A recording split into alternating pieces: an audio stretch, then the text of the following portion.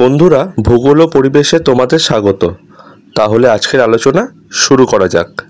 বন্ধুরা, এর আগের ভিডিওতে আমরা জেনেছিলাম এই যে স্লাইড ক্যালিপার যেটা আছে তার প্রধান অক্ষের দৈর্ঘ্যের পরিমাপ কিভাবে করতে হয়। আজকে আমরা জানবো গৌণ অক্ষের দৈর্ঘ্যের পরিমাপ কিভাবে করতে হয়। তো সবার প্রথমে সেই একই পাথর, তোমরা চিনতেই পারছো সেম পাথরটা, সেই পাথরটারই আমরা গৌণ অক্ষ পরিমাপ করবো, মানে এখান থেকে এতটা। এই যে মানটা আছে এটাকে বলা হচ্ছে গৌণ অক্ষ। তাহলে চলো বন্ধুরা, দেরি না করে এই পাথরটার রিডিংটা নেওয়া যাক। বন্ধুরা, আমরা এই বরাবর মাপ নেব। তাহলে এইটাকে আমরা বড় করে নিয়েছি। বড় করে নেওয়ার পরে এখানে আমরা এরকমভাবে ঘুরিয়েবো। এই যে এরকম তোমরা দেখতে পাবে, এরকমভাবে ঘুরিয়ে ঘুরিয়ে আমরা কিন্তু পাথরটা যখন এরকম শক্ত হয়ে যাবে, দেখো এই যে পাথরটা শক্ত হয়ে গেছে। এবারে আমরা কিন্তু ছেড়ে দেবো। এটা ছেড়ে দেওয়ার পরে আমরা কিন্তু মানটা নেওয়ার চেষ্টা করব। দেখো এখানে তোমরা ভালো করে দেখলে বুঝতে পারবে যে কিভাবে মূল স্কেলের মানটা নিতে হয়। এটা হচ্ছে 4, তার মানে এটা হচ্ছে 3.5, 3.6, 3.7 আর 3.8 এর মাঝখানে আছে কোথাও না কোথাও। দেখো 3.7টা ক্রস করে গিয়ে 3.8 এর পরে মাঝখানে আছে। 3.7 থেকে 3.8 এর মধ্যে এই জিরোটা স্টার্ট হচ্ছে। তাহলে এটা হয়ে গেল 3.7।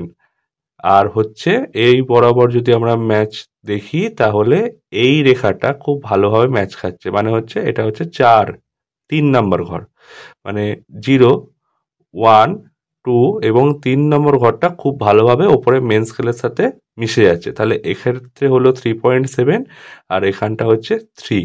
ঠিক আছে, তাহলে এটা খাতায় লিখে নেওয়া যাক। তাহলে বন্ধুরা, আমরা এক্ষেত্রে এই যে মানটা আছে, মানে পর্যবেক্ষণের সংখ্যা হচ্ছে 1, এই বরাবর আমরা গৌণ মান নিয়ে এটা পেলাম 3.7, মানে হচ্ছে 3.7 যদি সেন্টিমিটার হয় ঠিক একইভাবে 37 হবে, মানে তার সাথে 10 গুণ হবে। আর আমরা ভার্নিয়ার স্কেলে যে মানটা পেয়েছিলাম সেটা পেয়েছিলাম 3, তাহলে এখানে 3। আর ঠিক আমরা এখানে এই যে ভার্নিয়ার কনস্ট্যান্ট কত এখানে লেখা থাকে 0.1 mm, যেমন এক্ষেত্রে লেখা আছে। অন্যান্য ভার্নিয়ার স্কেলের ক্ষেত্রে সেটা লেখা থাকবে।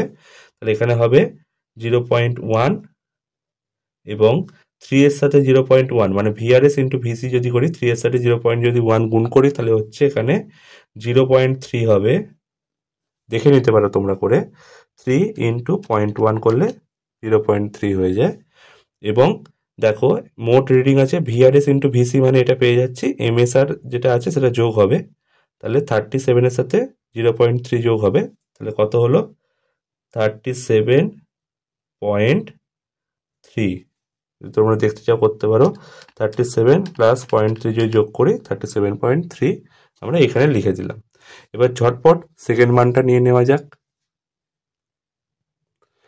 সেকেন্ড মানটা নেওয়ার জন্য আবার আমরা কি করব, এটাকে একটু বাড়িয়ে নেবো ঠিক এইভাবে। তারপরে এখানে আবার দেব। দেখো তোমাদের দেখার সুবিধার্থের জন্য করছি।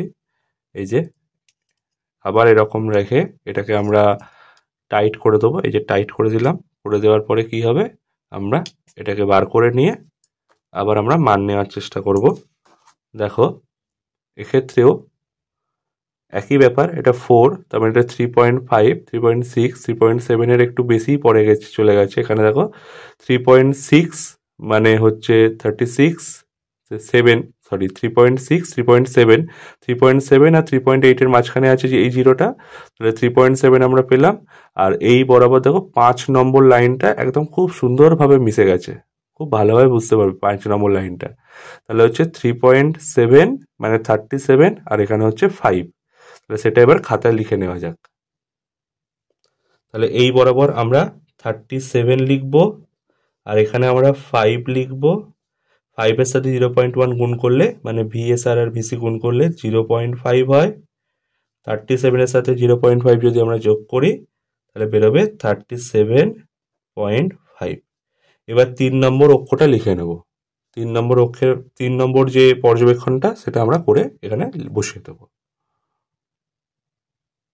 দেখো বন্ধুরা, আমরা আবার কিন্তু এটা নিয়ে নিয়েছি এবং এটাকে আবার একটু বাড়াবো। বাড়ানোর পরে আবার আমরা এইভাবে মানটা নেওয়ার চেষ্টা করব। তোমরা বুঝতেই পারছো কিভাবে নিচ্ছি, এরকম ভাবে পরীক্ষার হলে গিয়ে করতে হবে তোমাদের। মান নিলাম, নেওয়ার পরে কি করব, আমরা সরিয়ে রেখে আমরা এখানে আবার এই জায়গায় চলে আসব। দেখো এইখানেও একই ব্যাপার, এটা 4, তাহলে এটা হচ্ছে 3.6, 3.7, 3.7 আর 3.8 এর মাঝখানে আছে এবং এই বরাবর দেখলে এই রেখাটা অর্থাৎ এটা 5, 6, 7 রেখাটা ম্যাচ খাচ্ছে এবং এখানে পাচ্ছি আমরা 3.7 মানে 37 আর এখানে হচ্ছে 7। তাহলে আমরা সেটা ফিল্ড বুকে নোট করে নেব। দেখো বন্ধুরা, এখানে আমরা লিখবো কত 37 আর এখানে পাচ্ছি আমরা 7। তাহলে 7-এর সাথে 0.1 গুণ করলে 0.7 আর 37-এর সাথে 0.7 গুণ করলে এই যোগ করলে কত হচ্ছে 37.7। ঠিক আছে, এবারে এই তিনটেকে যোগ করে আমরা কি করব 3 দিয়ে ভাগ করে এখানে বসাবো।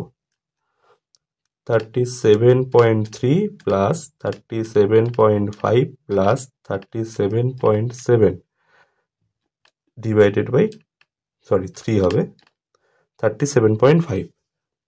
তাহলে এখানে লিখবো 37.5।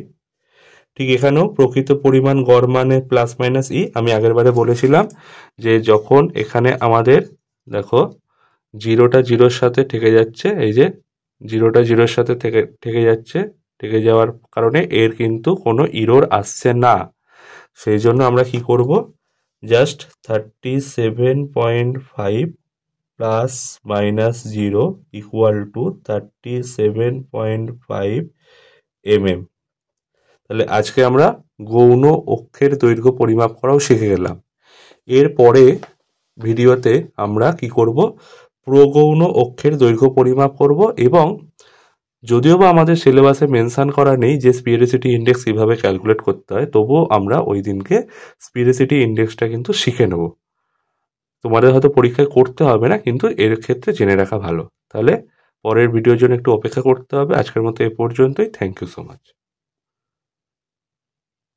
বন্ধুরা, আরও এরকম ইন্টারেস্টিং ভিডিও পেতে ভূগোল ও পরিবেশ চ্যানেলটিকে সাবস্ক্রাইব করো, শেয়ার করো এবং লাইক করো। Thank you. Visit again.